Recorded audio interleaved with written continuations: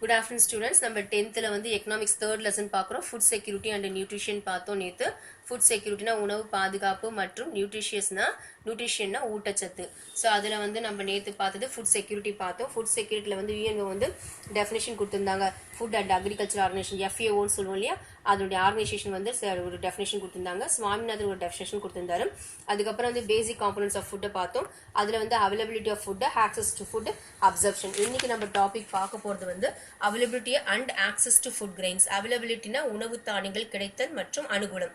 So food grains, access to food grains அதான் பார்க்க போறோம். That's food security for people in a country is not only dependent on the quantum of food available but also on the ability of people to purchase or access to food and to stay in appropriate healthy environment.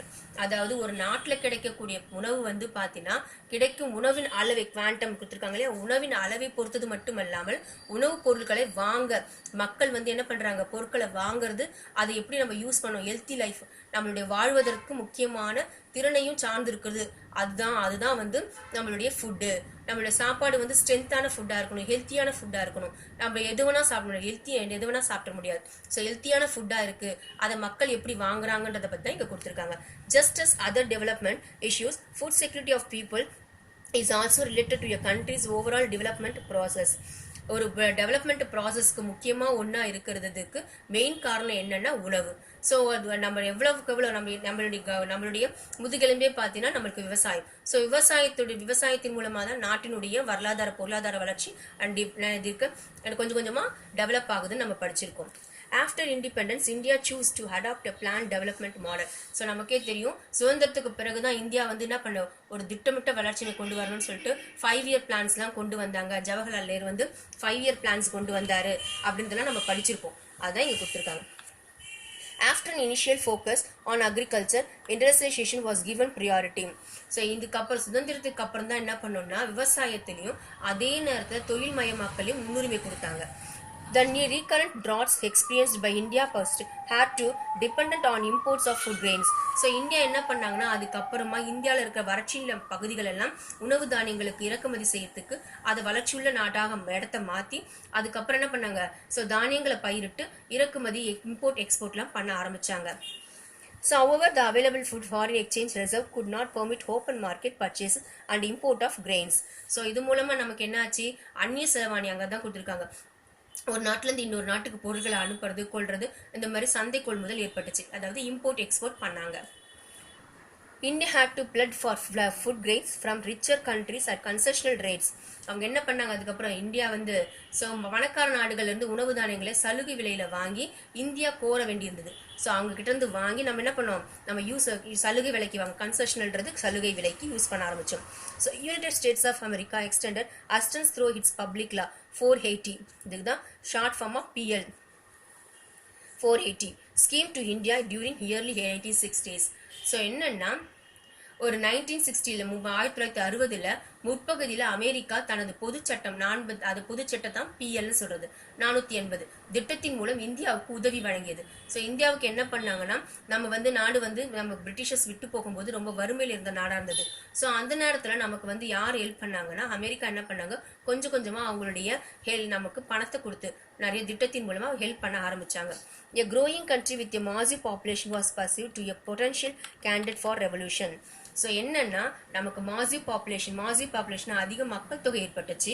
அதே நேரத்தில் நம்ம என்ன பண்ணாங்க, perceive to a potential candidates, அதுக்கு தகுந்த மாதிரியான உணவுப் பொருட்களும் நமக்கு வேணும். ஸோ இதனால தான் என்ன ஆயிடுச்சுன்னா ரெவல்யூஷன் ஏற்பட ஆரம்பிச்சு, ஒரு நாட்டில் புரட்சி ஏற்பட ஆரம்பிச்சுது. அதான் இங்கே கொடுத்துருக்காங்க. The American administration and philanthropic organization like Ford Foundation formulated a plan to increase food production in the country by introducing high-yielding variety of seeds of wheat and rice. அதுக்காக இப்போ நாட்டில் பாப்புலேஷன் அதிகமாச்சு. பாப்புலேஷன் அதிகமானதுக்கு அப்புறம் என்ன நடக்கணும், அதுக்கு தகுந்த மாதிரியான உணவு நம்ம கிட்ட இருக்கணும். ஸோ உணவு இல்லைன்னா மக்களுக்குள்ள என்ன ஆகும், வறுமை நிலப்படும். அதனால தான் என்ன பண்ணாங்கன்னா ஃபோர்ட் ஃபவுண்டேஷன் அப்படின்ற ஒரு ஆர்கனைசேஷன் மூலமா அவங்க என்ன பண்ணாங்க, ஹை ஹெல்டிங் வெரைட்டி ஆஃப் சீட்ஸை கொண்டு வந்தாங்க. இது மூலமா என்ன நடந்ததுன்னா எதுக்கு அதிகமான கோதுமைக்கும் அரிசிக்கும். ஏன்னா நம்ம இந்தியாவில் பார்த்தீங்கன்னா கோதுமையும் அரிசியும் தான் அதிகமாக சாப்பிடுவோம். ஸோ நார்த் சைட்லலாம் கோதுமை, சவுத் சைட்லலாம் பார்த்தீங்கன்னா அரிசி. ஸோ இந்த இருக்கிற மக்களுக்கு வந்து ஹை ஹெல்டிங் வெரைட்டி ஆஃப் சீட்ஸை கொண்டு வருவதன் மூலமா நமக்கு என்ன பண்ணாங்க, ஸோ அது மூலமா நிறைய ப்ராடக்ட்ஸை உற்பத்தி பண்ணுறதுக்கு யூஸ்ஃபுல்லாக இருந்துச்சு. This programme was implemented in select districts where irrigation was assured.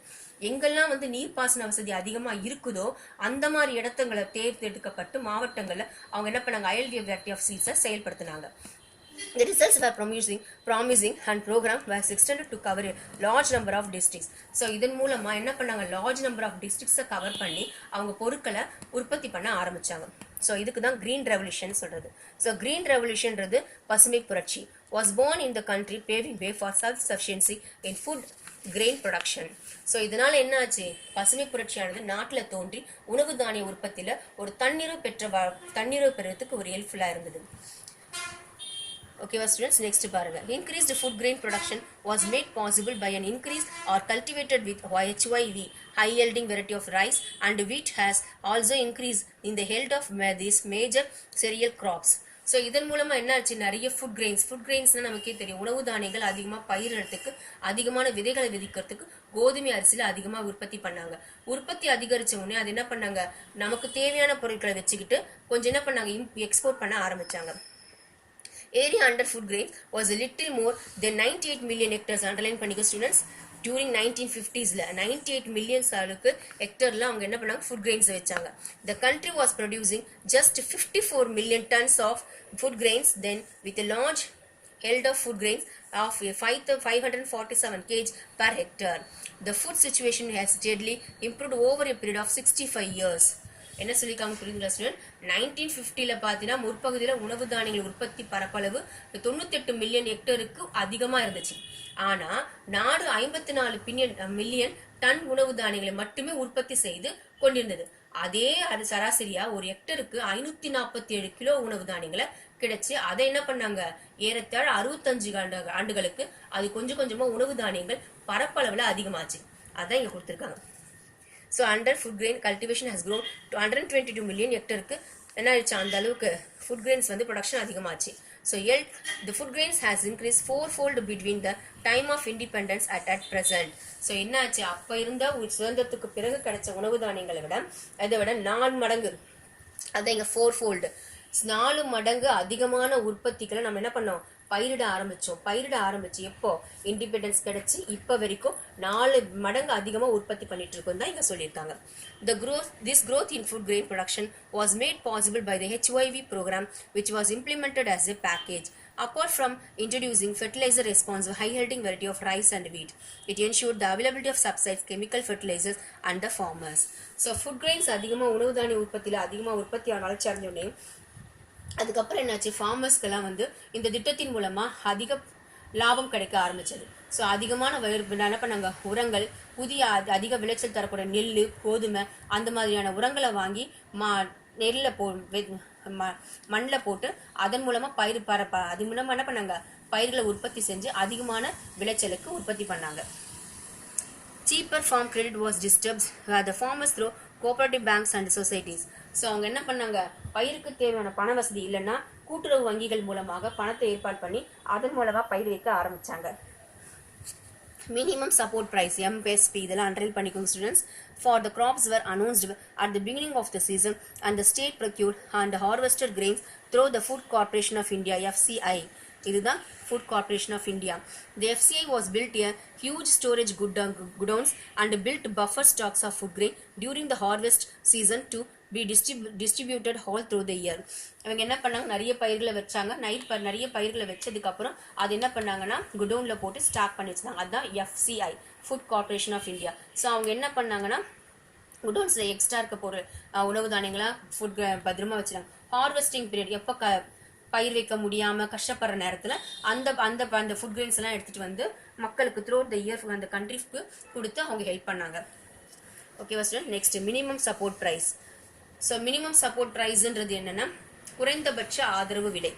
So minimum support price is a price fixed by an export group for a particular crop by considering various costs involved in the cultivation of that crop. After announcing the MSP, the state will open procurement centers in places where these crops are widely grown. However, the farmers are free to sell in the open market if they get a better price for the crop produce. On the other hand, if the open market price is lower than the MSP, the farmers would get an assured price. by selling their produce to the FCI. So குறைந்தபட்ச ஆதரவு விலைன்றது என்னன்னா அந்த பயிரில் சாகுபடியாகிற பல்வேறு செலவுகளை கருத்தில் கொண்டு ஒரு குறிப்பிட்ட பயிருக்கு ஒரு விலை நிர்ணயிச்சது ஒரு நிபுணர் குழு நிர்ணயிப்பாங்க. ஸோ அந்த குறைந்தபட்ச ஆதரவு விலையை வச்சுட்டு அவங்க என்ன பண்ணுவாங்கன்னா பயிர்களை பரவலாக எல்லாம் ஃபுல்லாக பயிர் வச்சுட்டு அதில் வர கொள்முதலை மையெல்லாம் வச்சுட்டு என்ன பண்ணுவாங்கன்னா இந்த பயிருக்கு இவ்வளோ விலை, இந்த அரிசி இப்போ எக்ஸாம்பிள் என்னன்னா அரிசியை பயிரிடுறாங்கன்னு வச்சுக்கோங்க, அரிசிக்கு ஆகிற செலவு சாரி ஸ்டூடெண்ட்ஸ், அரிசிக்காகிற செலவு பட் அதுக்கப்புறம் எவ்வளவு பயிர் வச்சிருந்து அது மூலமா கிடைக்கிற பயிர் அந்த அந்த எவ்வளவு நெல் கிடைக்குது, அது நெல் கிடைச்ச நெல் அடுத்த பிறகு அரிசி என்ன எவ்வளவு வருது அதை வச்சு என்ன பண்ணுவாங்கன்னா இவ்வளவு ரேட்டு அப்படின்னு சொல்லிட்டு அரிசிக்கு ஒரு விலை கொடுப்பாங்க. அதுதான் குறைந்தபட்ச ஆதரவு விலை. ஸோ மக்களும் அது என்ன பண்ணி ஆகணும், வாங்கி ஆகணும். அதை விட அதிகமா இருந்தா அவங்களால வாங்க முடியாம போச்சுன்னா பயிர் என்ன ஆகாது, அரிசி வேஸ்டா போயிடும். ஸோ அதனால என்ன பண்ணுவாங்கன்னா மக்களும் வாங்கக்கூடிய அளவுல இருக்கணும், அதே நேரத்தில் அவங்களும் லாபம் சம்பாதிக்கணும். அந்த மாதிரியான விலையை வந்து அவங்க நிர்ணயிப்பாங்க. அதுதான் குறைந்தபட்ச ஆதரவு விலைன்னு சொல்றது. ஓகேவா students? The rapid increase in food grain production was accompanied by appropriate technological interventions in the dairy, poultry and fishery sectors. So இந்த மாதிரி ஃபுட் கிரெயின்ஸ் எல்லாம் அதிகமாச்சு. விரைவான அதிகமாட்டுகளில் பால், கோழி மற்றும் மீன் உற்பத்தியில் பொருத்தமான தொழில்நுட்பங்களை பயன்படுத்தியதன் விளைவாக சுதந்திரம் 2000 நடுப்பகுதியில் இந்தியாவுக்கு கிடைப்பட்ட காலத்தில் பால் உற்பத்தி 8 மடங்கு, முட்டை உற்பத்தி 40 மடங்கு, மீன் உற்பத்தி வந்து 13 மடங்கு அதிகரிச்சிருக்கு. அதான் இங்கே கொடுத்துருக்காங்க பாருங்க. As a result, the milk production in the country witnessed 8-fold increase. 8 மடங்கு பெரிய வளர்ந்துருச்சான். எக்கு வந்து 40, 13 மடங்கு வந்து ஃபிஷ், அந்த மாதிரி வந்து ஒவ்வொன்றும் வந்து அதிகமாக என்ன ஆயிடுச்சு, கிட்டத்தட்ட பல மடங்கு உற்பத்தி அதிகமாயிடுச்சு. However, India could not succeed in attaining self-sufficiency in the production of pulses and oilseeds. அது மட்டும் இல்லை, இந்தியா வந்து என்ன பண்ணியிருக்காங்க, அதிகமான எண்ணெய் வித்துக்கள் உற்பத்தியிலும் அதிகமா வெற்றினா டெவலப்மெண்ட் ஆயிருக்காங்க. Therefore, India depends on imports to meet the requirements of people. So இந்திய மக்களுக்கு தேவைகளை பூர்த்தி செய்யற இறக்குமதியை மட்டுமே நம்ம என்ன பண்ணியிருக்கோம், நம்பி வாழ்ந்துட்டு இருக்கோம். அதான் இங்க கொடுத்துருக்காங்க. நெக்ஸ்ட் வந்து public distribution system. Public distribution சிஸ்டம்ன்றது பொது வழங்கல் முறைன்னு சொல்லுவோம். அதாவது என்னன்னா, இதுக்கு ஒரு எக்ஸாம்பிள் ரேஷன் கடை இருக்கு இல்லையா, அதுதான் பப்ளிக் டிஸ்ட்ரிபியூஷன் சென்டர்.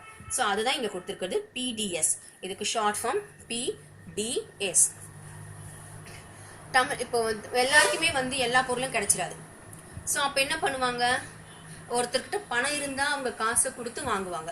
இப்போ ஒரு வீட்லயும் எல்லா அரிசி வந்து பார்த்தா ஒரே விதமான அரிசி இருக்காது.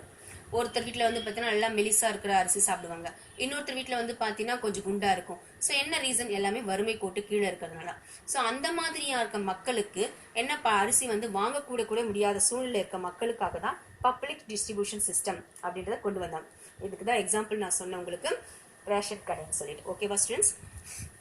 Tamil Nadu has adopted an universal PDS. The rest of the states in India had a targeted PDS. So தமிழ்நாட்டில் உலகளாவிய பொது வழங்கல் முறையை ஏற்றுக்கொண்டது. அதனால இந்தியாவில் உள்ள மாநிலங்களை இலக்கு பொது வழங்கல் முறை அப்படின்னு செயல்பாட்டில் வைக்கணும் அப்படின்றதுக்காக தான் இங்கே டார்கெட்டட்னா உங்களுக்கு சொல்லியிருக்காங்க இலக்கு. ஓகேவா? In the targeted PDS, the beneficiaries are identified based on certain criteria and given their entitlements, leaving out the rest. Both the union and the state governments subsidized them supplies distributed through PDS. இவங்க என்ன பண்ணாங்கன்னா அதிகமான பொருட்களை உற்பத்தி செஞ்சு இறக்குமதி ஏற்றுமதிக்கெல்லாம் அனுப்பிச்சாங்க. So அதன் மூலமா என்ன பண்ணாங்க, அனைவருக்கும் எல்லாருக்குமே வந்து இது இருக்கணும் அப்படின்றதுக்காக இவங்க என்ன பண்ணாங்க, பிடிஎஸ் அப்படின்ற ஒன்று கொண்டு வந்தாங்க. பப்ளிக் டிஸ்ட்ரிபியூஷன் சிஸ்டம், பொது வழங்கல் முறை அப்படின்றத கொண்டு வந்தாங்க. ஸ்டேட் கவர்மெண்ட்டும் சென்ட்ரல் கவர்மெண்ட்டும் அதான் இங்க கொடுத்துருக்காங்க. ஸோ தேவல் quantum of subsidy also varied across ஸ்டேட்ஸ். ஸோ அக்ராஸ் ஸ்டேட்ஸ்னா என்னன்னா, இது கொஞ்சம் கொஞ்சமா என்னதான் மானியத்தின் நிலை மற்றும் எல்லாருக்குமே வந்து என்ன கிடைக்க ஆரம்பிச்சது, கொஞ்சம் கொஞ்சமா எல்லாருக்கும் மக்களுக்குமே கிடைக்க ஆரம்பிச்சது. ஸோ அங்க அதுதான் சொல்லியிருக்காங்க, subsidy of the system.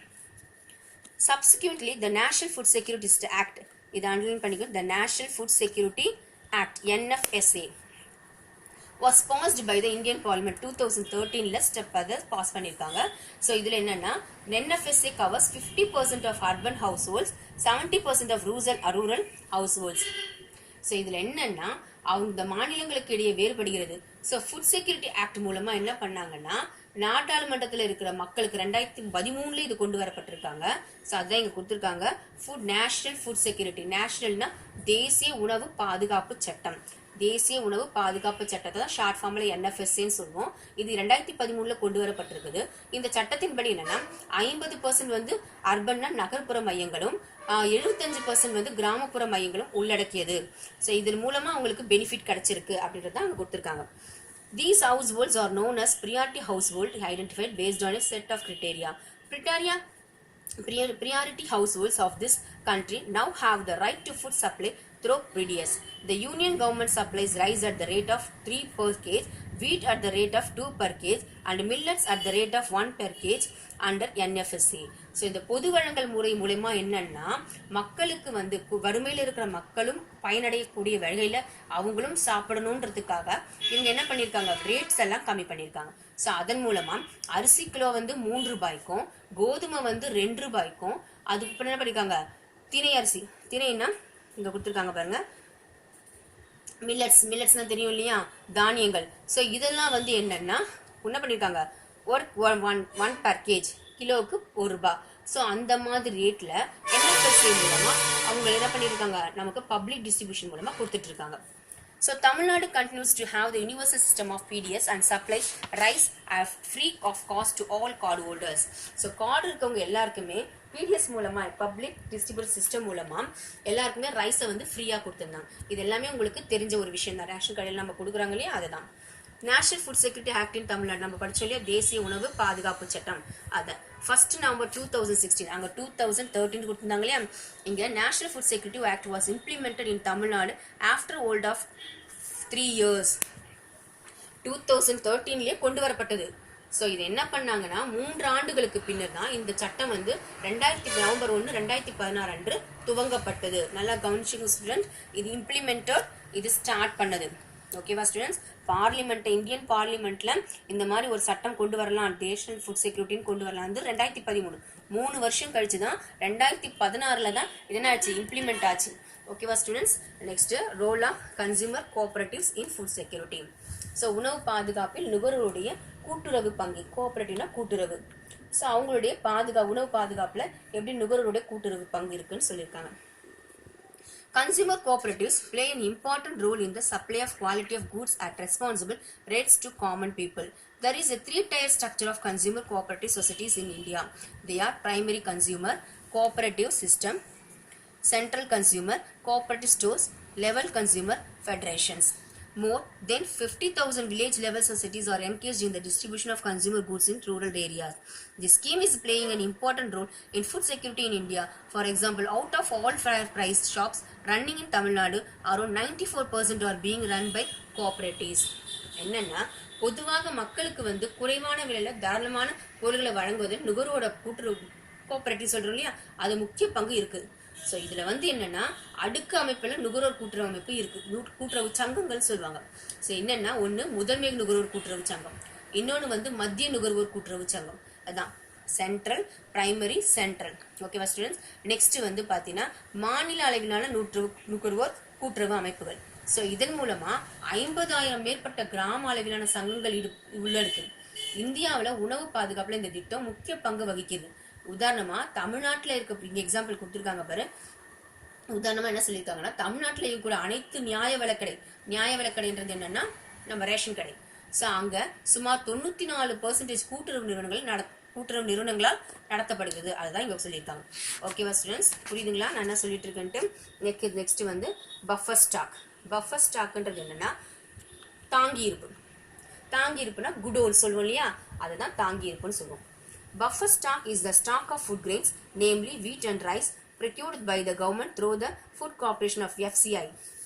Okay, students. The FCI purchases wheat and rice from the farmers in states where there is surplus production. The farmers are paid a pre-announced price for their goods. This price is called minimum support price.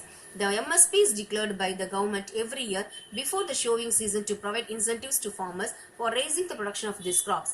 The purchased food grains are stored in granaries. So என்ன buffer ஸ்டேட்ன்றது என்ன, buffer state ஸ்டாக்ன்றது என்னன்னா தாங்கி இருப்புன்னு சொல்றோம். அது என்னன்னா உணவு தானிய surplus, இப்போ அதிகமான ப்ராடக்ட்ஸ் உற்பத்தி பண்ணியாச்சு, உற்பத்தி பண்ணி நம்ம இம்போர்ட் கொஞ்சம் அனுப்புறோம், எக்ஸ்போர்ட். நம்மளுடைய ஹார்வெஸ்டட் பீரியட்ல கொஞ்சம் வேணும்னு நம்ம சேர்த்து வச்சிருப்போம் இல்லையா, அதுதான் வந்து தாங்கி இருப்பு, பஃபர் ஸ்டாக்னு சொல்றோம். ஓகேவா ஸ்டூடெண்ட்ஸ், புரிஞ்சா? இது அதிகமா எதை நம்ம சேகரிச்சு வச்சிருக்கோம்னா அரிசியும் கோதுமையும். ஸோ இந்தியாவில் வந்து அதிகமாக சாப்பிட்றது அரிசியும் கோதுமையும் தான். அதனால தான் இது என்ன பண்ணுறோம்னா பஃபர் ஸ்டாக் மூலமாக குடோன்ஸில் நம்ம சேர்த்து வச்சுக்கிறோம். ஸோ அப்போ இருக்கும்போது என்ன பண்ணுறோம்னா நம்ம இந்த ஸ்டாக்ல இருந்து எடுத்துகிட்டு போய் தான், குடோன்ஸ்லேருந்து எடுத்துகிட்டு போய் தான் நம்ம மினிமம் சப்போர்ட் ப்ரைஸ்க்கும் யூஸ் பண்ணுறோம். அதே மாதிரி பிடிஎஸ் சொன்ன இல்லையா, பப்ளிக் டிஸ்ட்ரிபியூஷன் சிஸ்டம், அந்த கடைக்கும் நம்ம ரேஷன் கடைக்கும் யூஸ் பண்ணிக்கிறாங்க. நான் தான் இங்கே கொடுத்துருக்காங்க. Buffer stock is done to distribute food grains in the deficit areas and among the poorer strata of the society at a price lower than the market price, also known as the issue price. So இந்த buffer state மூலமா என்ன நடக்குது அப்படின்னா, பஃபருடைய stock மூலமா அவங்க என்ன பண்றாங்க, எந்த இடத்துல வறுமை மிகுந்த மக்கள் இருக்கிறார்களோ அவங்களுக்கு குறைந்த விலையில கொடுக்கறதுக்கும் யூஸ்ஃபுல் பண்றாங்க. So this also helps to resolve problems shortage of food during the adverse weather conditions or during the periods of calamity. So இதன் மூலமா என்ன நடக்குதுன்னா, இந்த பஃபர் ஸ்டாக் மூலமா நம்மளுடைய வெதர் கண்டிஷன் சரியில்லாம நேச்சுரல் கெலாமிட்டிஸ் ஏற்பட்டுச்சுன்னா அந்த டைம்ல குடோன்ஸ்ல இருக்கிற திங்ஸ் எல்லாம் என்ன பண்றாங்க, நம்ம எடுத்துட்டு போயிட்டு நியாய விலை கடைகள் மூலமா மக்களுக்கு டிஸ்ட்ரிபியூட் பண்றாங்க. அது மட்டும் இல்லாம குறைந்த விலைக்கு தராங்க. ஸோ இந்த மாதிரி எல்லாம் அது ஹெல்ப்ஃபுல் இருக்கு. அதான் பஃபர் ஸ்டாக்னு சொல்லுது. ஓகேவா ஸ்டூடெண்ட்ஸ், வீடியோஸை பாருங்க, நல்லா பார்த்துட்டு புக் எடுத்து ஒரு வாட்டி ரீட் பண்ணுங்க. ரீட் பண்ணதுக்கு அப்புறம் நாங்க என்ன எழுதி கொடுக்குறோமோ அதுக்கு டெஸ்ட் எழுதி ஒழுங்கா அனுப்பிச்சிடுங்க. Quick fast students. ஓகேவா ஸ்டூடெண்ட்ஸ், தேங்க்யூ.